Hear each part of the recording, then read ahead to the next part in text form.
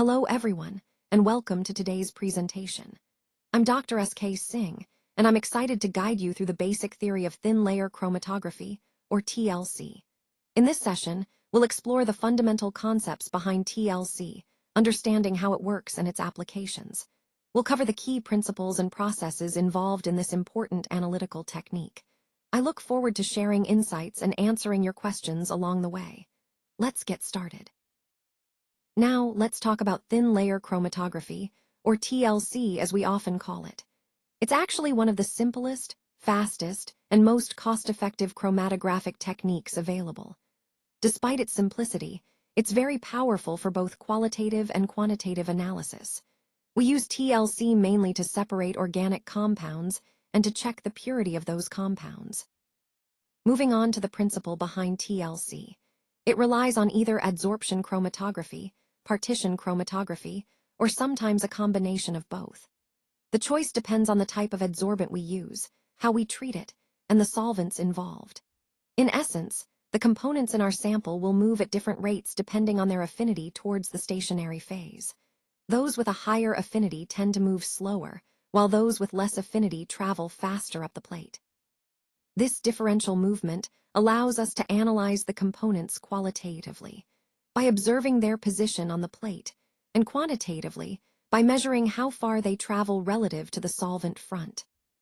For TLC to work, we need three main things: a mobile phase, which is our developing solvent; a stationary phase, this is typically a plate or strip coated with silica gel; and a flat surface where the analysis occurs, usually under normal atmospheric pressure and room temperature. The stationary phase is prepared by coating a solid support, like glass, plastic, or aluminium, with a thin layer of adsorbent, usually about 0.25 millimeters thick. Sometimes, to help with the coating process, a small amount of a binder such as plaster of Paris is mixed with the silica gel. This coating forms the basis for our separation process, allowing the different components to travel at different rates and enabling us to analyze complex mixtures efficiently. When selecting the stationary phase for thin layer chromatography, it's important to understand that this is often the most challenging decision you'll face in the process. The right choice can significantly influence the separation efficiency, so you need to consider several factors. First, look at the particle size. Smaller particles generally provide better resolution, but they may also cause higher back pressure. The distribution of particle sizes and their morphology, or shape, also play crucial roles in how well the phase performs. Now, regarding the types of stationary phases, common options for TLC include silica gel, which can be modified to suit specific needs, alumina, and cellulose powder. These are typically used for adsorption chromatography. You might also encounter cellulose powder or kieselguhr for particular applications, especially in partition chromatography. Moving on to the selection of adsorbents, this is where understanding the chemical nature of your compounds becomes essential. For example, if your compound is hydrophilic or lipophilic, that will influence your choice. You also need to consider whether your substance is acidic, basic, or amphoteric, as this affects how it interacts with the stationary phase. Particle size of the adsorbent is another key point. Smaller particles improve separation, but can also cause practical challenges. Also, it's important that the adsorbent doesn't stick to the glass plate to ensure a clean, even layer. Don't forget about potential reactivity. Your compounds might react with the solvent or the adsorbent itself, which could interfere with the separation. And finally, consider the chemical reactivity of your compounds with any binders used in the stationary phase. All these factors come together to help you choose the most effective stationary phase for your specific separation problem, ultimately leading to better, more reliable results. Let's talk about how TLC plates are prepared. First, we mix the adsorbent, typically silica gel, with a small amount of an inert substance like calcium sulfate, also known as gypsum, along with a water binder. This creates a uniform mixture that will serve as the stationary phase. Next, we spread this mixture as a thick slurry onto an unreactive carrier sheet, which is usually glass or thick aluminum foil. The goal here is to create a consistent, even layer. Once the plate is prepared, it needs to be dried and activated. We do this by heating it in an oven at 110 degrees Celsius for about 30 minutes. This step is crucial because it ensures the plate is ready for effective separation. The thickness of the absorbent layer is also important. For analytical purposes, we typically aim for a thickness around 0.1 to 0.25 millimeters. For preparative TLC, where larger quantities are involved, the layer can be thicker, around 0.5 to 2 millimeters. This helps optimize the separation process depending on the goal. Now, moving on to the mobile phase. Its composition depends on several key factors. For example, whether the substance we're trying to separate is polar or nonpolar plays a big role in choosing the right solvent system. We also need to consider the nature of the stationary phase we've used. The mode of chromatography, whether it's normal or reverse phase, will influence our solvent choices too. Additionally, whether we're doing an analytical separation or a preparative one affects how we select and use solvents. For analytical purposes, we want high-purity solvents to avoid interference, and they should be fully miscible to ensure a smooth, uniform mobile phase. All these points are interconnected and contribute to the success of the separation process, making it essential to understand each factor thoroughly. Now let's continue with plate preparation, as we discussed earlier. Here, we're focusing on some additional important steps to ensure the quality of our samples. First, proper handling during the preparation process is crucial to prevent any contamination or damage. It's essential to use clean tools and work in a controlled environment. Next, we need to pay close attention to the thickness of the plate. Achieving a uniform thickness is vital for consistent results, especially when performing analyses or experiments. This often involves carefully spreading the sample and checking under a microscope or using measurement tools. Another key point is the drying process. Depending on the material, proper drying techniques can influence the outcome significantly. Controlled drying conditions help maintain the integrity of the sample and avoid issues like cracking or uneven distribution.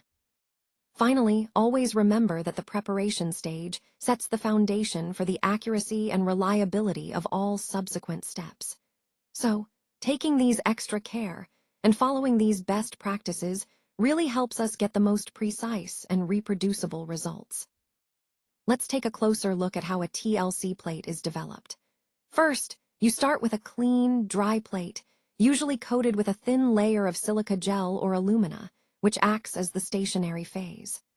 The sample, which contains the mixture of compounds you're interested in, is carefully spotted onto the origin line near the bottom of the plate.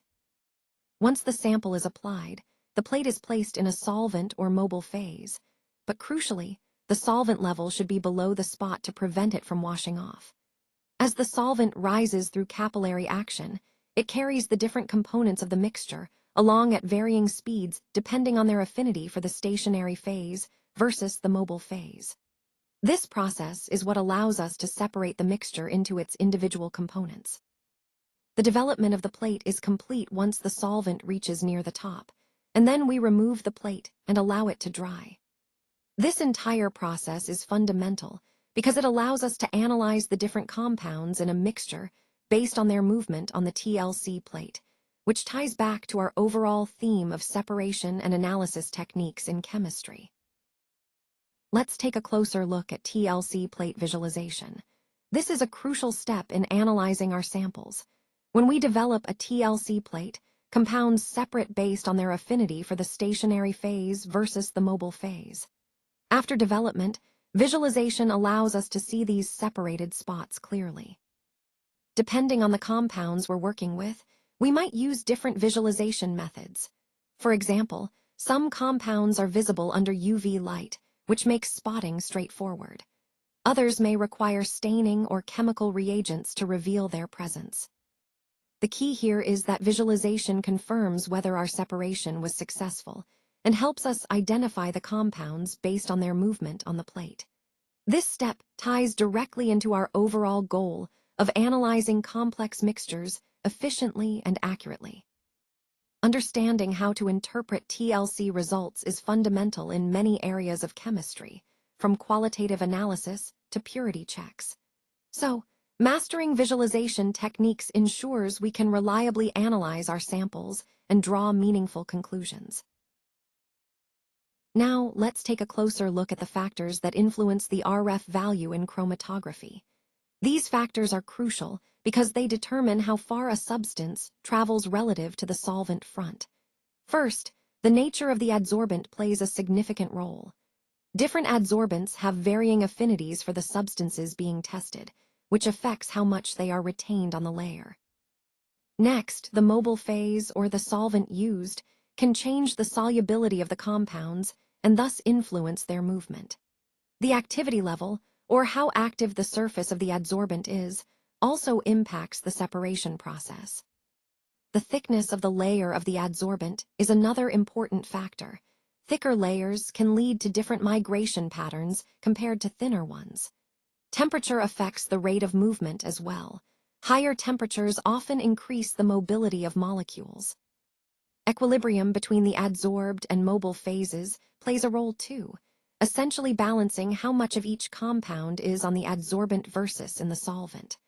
Loading, or how much sample is applied, can influence the resolution and the RF value as well. The dipping zone, meaning how deep the sample is dipped into the solvent, can change the initial conditions of separation. Lastly, the specific chromatographic technique used, whether it's paper chromatography, thin layer chromatography, or others, can significantly affect the RF values observed. All these factors are interconnected, and understanding them helps us optimize the separation process to achieve accurate and reproducible results. Let's take a closer look at some of the key advantages of thin layer chromatography, or TLC. First, one of the biggest benefits is the short analysis time. It allows us to get results quickly, which is really helpful in many lab situations. Next, all spots on the TLC plate can be visualized, making it easier to identify and compare different compounds simultaneously. This visual aspect is a huge advantage because it simplifies interpretation. Another important point is that TLC is highly adaptable. It can be used with most pharmaceuticals, which speaks to its versatility across various applications. Cost is always a concern in lab work, and TLC is quite economical. It uses small quantities of solvent, which not only saves money, but also makes it environmentally friendly. In addition, TLC requires minimal training to perform, so even those new to chromatography can learn it quickly. It's known for being reliable and quick, providing consistent results without long wait times. Lastly, the equipment needed is minimal, just basic supplies, making it accessible and easy to set up in any lab environment. Overall, these advantages make TLC a powerful, efficient, and cost-effective technique that supports our broader goals of effective analysis and quality control.